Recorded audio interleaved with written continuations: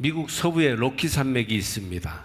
캐나다에서 미국 남부까지 험준하고 높은 산맥 4,800km가 길게 이어져 있는 아주 엄청난 산맥입니다. 로키 산맥 해발 3,000m 지대는 수목 한계선으로 그보다 높은 곳에서는 식물이 자랄 수 없습니다. 폭풍 같은 매서운 바람이 불어 웬만한 나무들은 살아내지를 못하는 거예요. 그런데 거기서도 생명을 유지하며 사는 유명한 나무가 있습니다. 일명 무릎 꿇은 나무, 닐드 트리라고 하는 나무인데, 이 나무들은 하늘을 향해 곧게 자라지 않고 옆으로 자라기 때문에 그 모습이 마치 무릎을 꿇고 있는 것 같아서 무릎 꿇은 나무가 된 것입니다. 열악한 조건 속에서 생존을 위해 스스로를 낮추는 나무입니다. 자기를 낮추니까 살아남게 된 것이에요. 세계적으로 가장 공명이 잘 되는 명품 바이올린은 바로 이 무릎 꿇은 나무로 만들어진다고 합니다. 자기를 낮추고 비운 나무가 그 속을 비워 통을 만들 때 아주 울림이 좋은 그런 명품 바이올린 통이 된다는 것입니다. 대림절 셋째 주일을 맞이하면서 우리는 대림절의 세 번째 초에 점화하였습니다. 2000년 전 세상에 오신 아기 예수님을 우리는 성경에서 읽고 압니다. 처음 오신 예수님을 초림 예수라고 부르고, 이제 공중으로 올라가셔서 그 본대로 다시 공중으로 내려오실 예수님을 재림 예수라고 부릅니다. 그래서 초림 예수를 기념하는 믿음의 공동체는 재림 예수를 기다리며 아멘 주 예수의 오시옵소서 마라나타 하면서 매주일마다 주의 오심을 기다려왔던 것입니다. 초림과 재림 사이 이 시간의 중간 시기를 우리는 살고 있는데, 이 영적 중간 시기를 살고 있는 우리에게 중요한 것은 아기 예수님께 초점을 맞추고 그분과 믿음의 대화를 시작하고 있는가 하는 점입니다. 성탄 캐롤이나 칸타타 찬양 혹은 성탄 장식과 등불, 성탄의 선물들과 여러 가지 모임의 마음을 빼앗겨서 정작 성탄의 주인공이신 아기 예수님을 내 마음과 생활에 모시기를 소홀히 한다면 이것은 진정한 성탄절이라고 할 수 없습니다.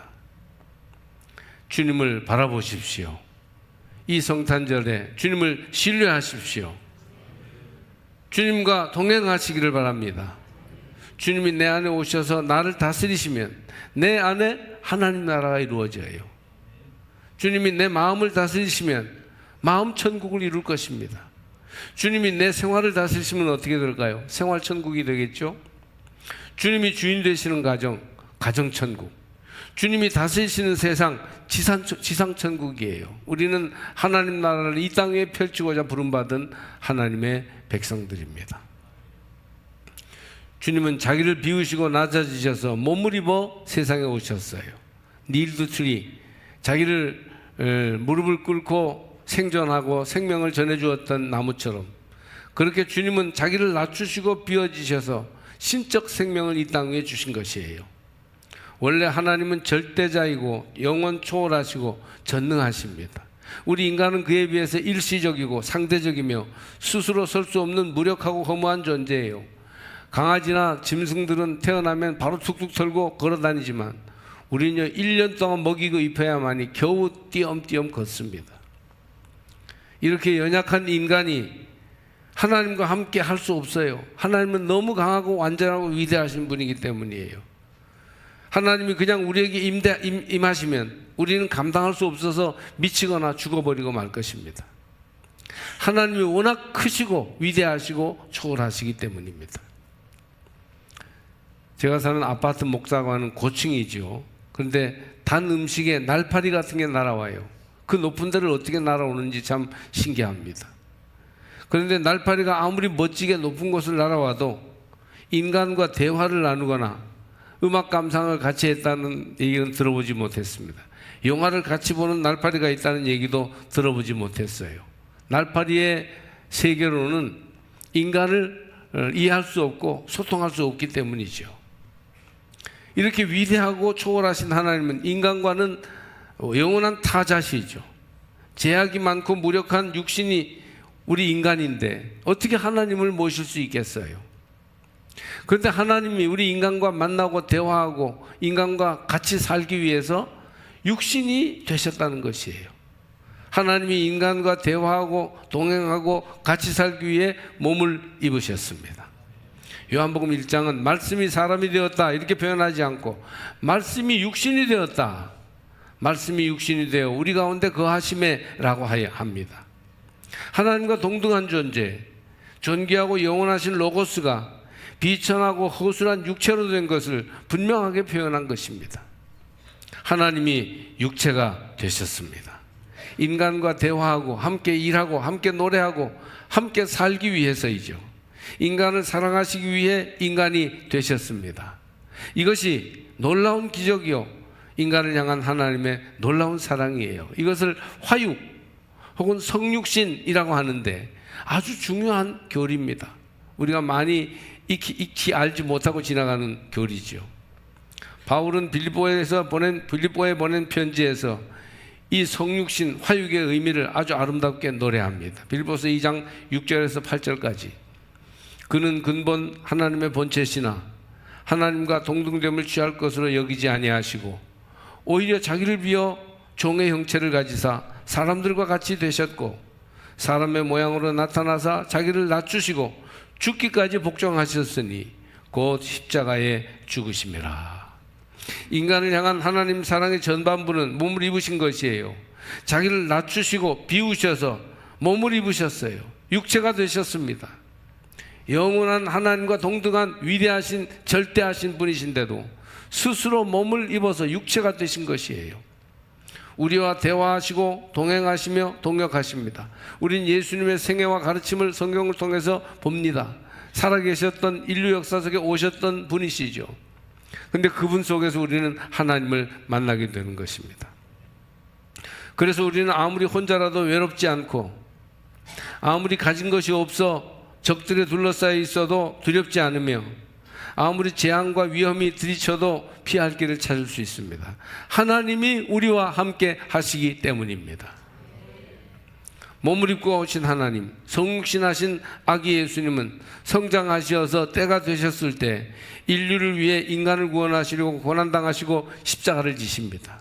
자기를 낮추시고 비우셔서 몸을 입으셨을 뿐만 아니라 하나님께 죽기까지 복종하셔서 십자가를 지신 것입니다. 몸을 입으신 하나님이 하나님의 사랑의 전반전이라면 십자가를 지신 예수님은 인간을 향한 하나님의 사랑의 후반전이요 클라이막스, 절정이라고 할 수 있겠습니다. 예수께서 하나님의 본질이시지만 몸을 입으셨다고 하는 화육교리, 성육신 신앙은 구원의 도리를 선포하는 데 매우 중요한 교리예요. 원래 신이 육신이 되면 신적 위상과 권위에 큰 손상을 받을 수 있습니다. 그러나 하나님은 창조의 파트너로 부르신 인간을 죄와 허물에서 구원해내기 위해서 육신을 입으심으로 신의 위상을 포기하시기까지 하신 것입니다. 성서에서는 몸을 입으신 기적을 표현하기 위하여 두 가지 사건을 전해주고 있습니다. 그것은 성령으로 잉태하심과 동정녀 탄생입니다. 하나님의 본질과 영원한 생명을 지니신 하나님의 아들이 인간으로 태어나기 위해서는 성령으로 잉태하셔야 했습니다. 성령이 아니고 그 무엇으로 하늘 생명을 잉태할 수 있겠습니까? 또 동정하신 성모가 아기를 품고 순결한 몸에 10달을 길러 출산하여야 했습니다. 순결하고 허물 없는 처녀에게서 탄생한 아기인 것이죠. 드디어 이 아기 예수는 온 세상을 다스리신 한 분 하나님의 도움을 받아 영원한 생명으로 이 땅에 태어나셨습니다. 이것이 바로 자기를 비우시고 자기를 낮추신, 그래서 이 땅에 몸으로 오신 예수 그리스도의 모습을 설명하는 것입니다. 대림절기의 한가운데를 지나면서 그러므로 우리는 다음의 믿음을 가져야 합니다. 한번 따라해 보실까요? 예수는 하나님이시다. 왜 예수님이 성령 잉태와 동정녀 탄생과 같은 비상식적인 방법으로 세상에 오셨을까요? 성령 잉태설과 동정녀 탄생 설화는 엄청난 논란을 불러왔으며 아직도 교회 안에서조차 믿지 않는 사람들이 많은 내용입니다. 30-40년 전에 감리교 신학대학에서도 삼척 송정 출신 한 교수가 동정녀 탄생을 믿을 수 없다고 했다가 신약교회에서 해임되는 사건이 일어나기도 하였습니다. 그런데 예수님이 하나님의 본성을 지닌 분이시라는 것을 보여주는데 이만한 방법이 없어요. 태어날 때부터 신이셨던 분을 보여주려고 성서기록은 성령 잉태와 동정녀 탄생의 초월적 신화적 방법을 통해서 예수님이 세상에 오신 하나님이시다, 인간의 죄를 씻어주신 하나님이시다라는 것을 선포하였습니다. 모든 사람이 죄를 범하였음에 하나님의 영광에 이르지 못하더니, 로마서 3장 23절이죠. 인간은 모두 죄인이에요. 죄성을 지니고 있어요. 죄를 지금 겉으로 드러나게 짓지 않아도 속에 품고 있습니다. 그렇기 때문에 죄인이 죄인을 구할 수는 없는 거예요. 그러나 성령 잉태는 삼일체 교리를 볼 때 성령이 잉태했다는 말은 하나님이 잉태했다는 말이고, 하나님 자신이 인간이 되신 것이에요. 삼일체 교리로 볼 때 성령 하나님이 아버지신 것입니다. 성령은 곧 하나님이시니 하나님이 아버지세요. 그래서 예수는 하나님의 아들이요 하나님이신 것입니다. 할렐루야. 마리아의 몸을 빌어 오신 예수님은 본성이 신성을 가지셨어요. 이것을 성육신, 신성을 가지신 분이 육체를 입으셨다. 영어로 인카네이션이라는 말을 쓰는데, 카르나치오, 육체가 됨이라는 라틴 말에서부터 온 단어예요. 하늘이 땅에 임했어요. 하나님이 몸을 입어 인간으로 오셨습니다. 그러므로 탄생하신 예수는 바로 하나님이십니다. 할렐루야. 저는 신학교 때 예수를 하나님으로 믿는 것이 어려웠어요. 잘 안 믿어졌습니다. 고민도 하고, 그리고 정말 예수님이 하나님이실까? 어떻게 알 수 있을까? 많이 애썼습니다. 그런데 고대 역사에서, 교회 역사에서 예수를 하나님으로 믿는데 수백 년이 걸렸다는 것을 알았습니다. 그 유명한 속사도들, 사도들의 뒤를 직접 이어받은 교회가 예수를 하나님이라고 고백하는데 수백 년 동안이나 회의를 거듭하고 연구를 하고 학자들이 발표를 하고 이렇게 했던 거예요. 책도 많이 나왔습니다. 예수를 하나님으로 믿는 믿음과 예수를 인간으로 믿는 믿음이 있어요. 예수가 훌륭하고 위대한 인간인 것은 틀림없으나 신이기도 하실까? 여기에 대해 많은 사람들이 믿음을 못 가지고 있습니다. 저도 그냥 훌륭한 역사의 위인, 훌륭한 인류의 스승으로 믿고 예수님을 믿고 따르겠다, 그렇게 생각한 적도 있었어요. 예수님이 인간이어서 잘못된 게 뭐가 있느냐? 그 위대한 인간, 뛰어난 인간을 따라가는 그런 믿음을 가지면 안 될까? 왜냐하면 예수를 신으로 믿는 데는 어떤 결정적인 신앙적인 체험과 결단이 필요하기 때문이죠. 이런 생각을 가진 윤리 도덕적인 신앙, 율법적인 신앙을 가진 사람들이 꽤 있습니다. 그런데 예수님의 신성을 받아들이지 않으면 수많은 교리와 기적도 받아들이기 어렵습니다. 모든 게 다 걸려 넘어질 것들 뿐이에요. 예수 인성을 믿는 데 머물러 있는 세상적이고 인간적인 신앙, 상식적인 신앙은 경건의 모양은 있으나 능력이 없습니다. 여러분, 눈을 뜨시기 바랍니다. 아기 예수가 하나님의 아들이심을 발견하십시오.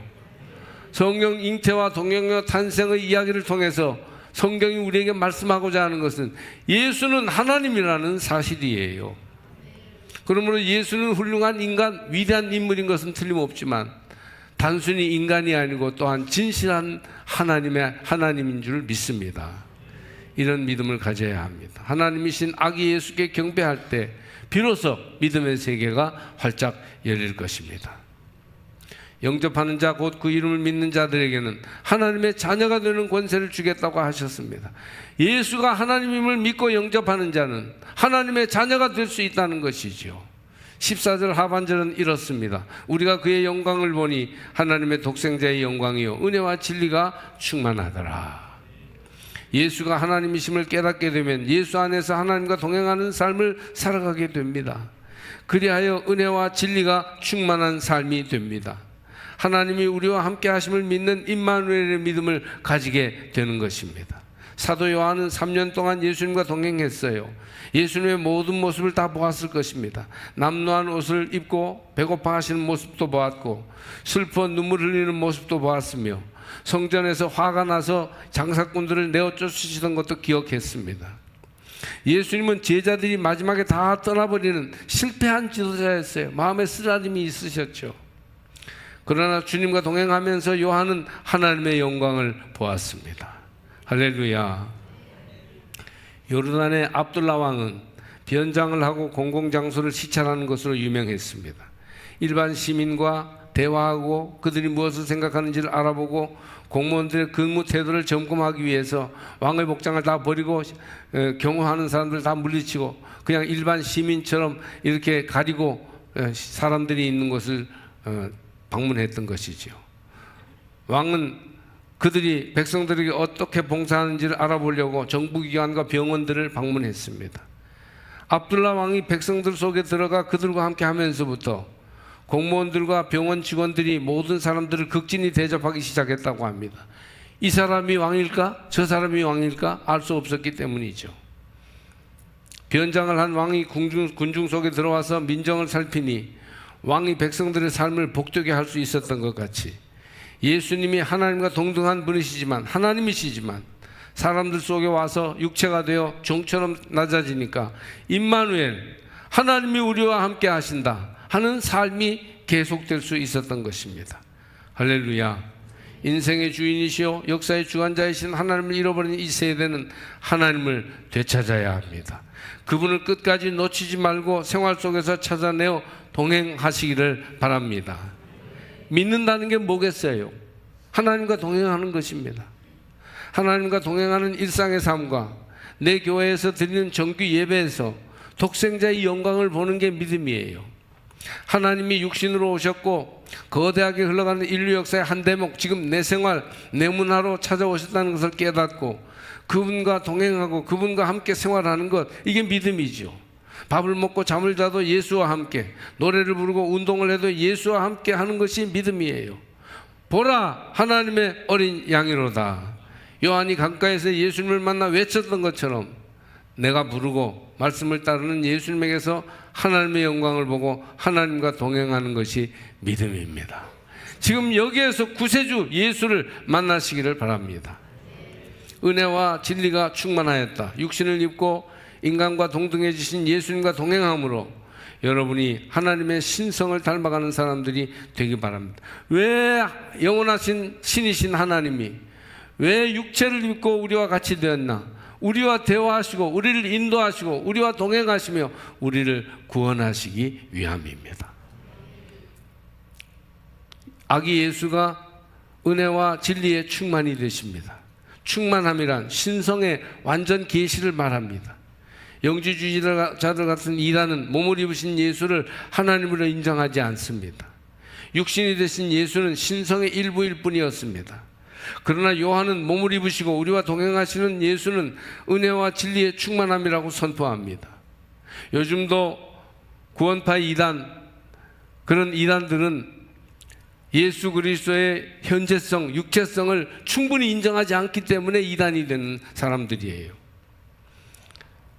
육신이 되신 예수는 신성의 일부일 뿐이 아니라 온전한 은혜와 진리의 충만함이십니다. 예수는 은혜의 원천이셔서 은혜의 무한한 공급자가 되십니다. 예수는 하나님의 거룩과 영광이 완전히 드러난 절대하신 진리 하나님이라는 것이에요. 몸을 입어 우리와 함께 하시는 하나님, 그 예수를 만나고 예수와 동행할 때 우리 삶이 진정으로 변화될 수 있습니다. 오늘 성탄을 앞에 두고 대림절을 지나면서 사랑하는 제일교우들에게 다시 한번 중요한 한 가지 말씀을 일깨워 드립니다. 하나님이 육체를 입으셨다. 몸을 입고 이 땅에 오신 분이 바로 예수 그리스도임을 잊지 마시기를 바랍니다. 이 믿음 가져야 돼요. 이 성육신의 믿음 확신해야 돼요. 예수가 하나님임을 깨달아야 합니다. 1912년 4월 15일 새벽에 호화여객선 타이타닉호가 침몰했을 때 온 세계 사람들은 충격을 받았습니다. 그 배는 최신 기술의 집약체였고 떠다니는 궁전이라 불렸으며 4억 달러, 그 당시 5천억 원을 들여 지은 군함 같은 배였는데 침몰했기 때문입니다. 인간의 자존심이 여지없이 박살났어요.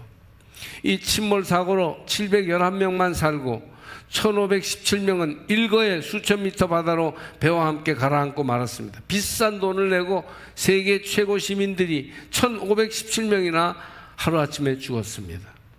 침몰 후에 이 배의 잔해를 분석한 결과 타이타닉호 침몰의 원인은 선체를 조립할 때 사용한 볼트와 리벳 조인트의 불량으로 드러났어요. 지극히 작은 부분, $1짜리 불량 부품을 잘못 조립한 때문에 점점 균열이 심해져서 결국은 배가 가라앉는 충격적인 사건이 일어나게 된 것이에요.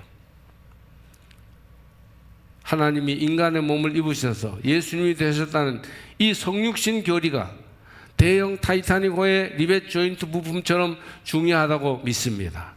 교회는 이 성육신 신앙 위에 큰 구원의 배를 만들어 세상 바다로 띄워보내야 합니다. 그러므로 여러분, 화육, 성육신의 신앙을 가지십시오.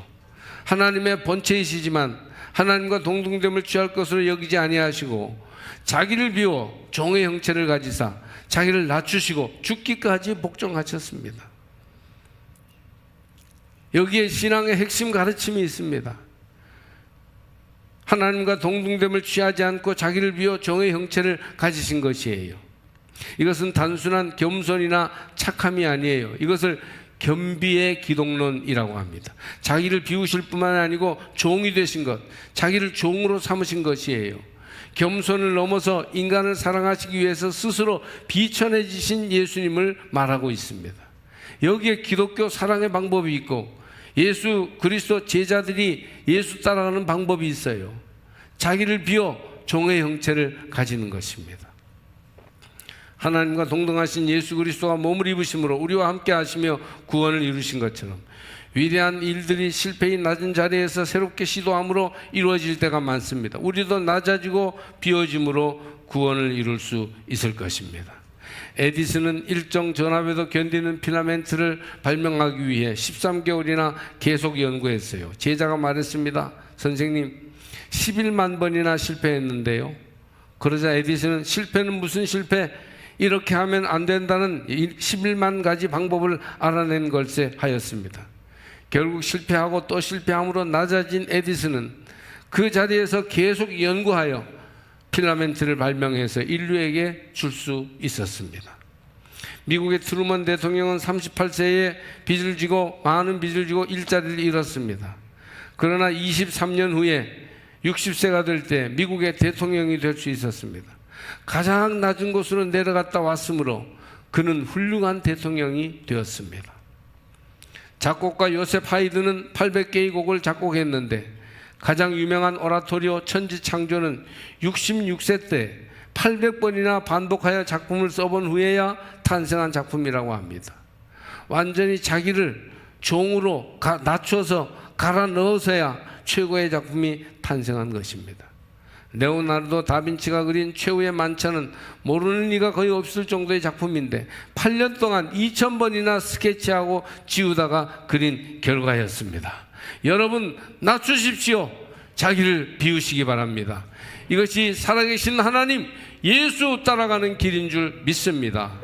교회도 성도도 자기를 비워야 그곳에 하나님이 임하십니다. 몸을 입으신 하나님의 겸비와 인내가 없이는 주의 뜻을 이루지 못할 것입니다. 자기의 이름을 넣어서 한번 따라해 보실까요? 박신진 몸을 입다, 이런 식으로 한번 해보시죠. 시작. 박신진 몸을 입다. 할렐루야. 예수 따라 몸을 입는 자기 비움으로 하나님의 영광을 드러내시기 바랍니다.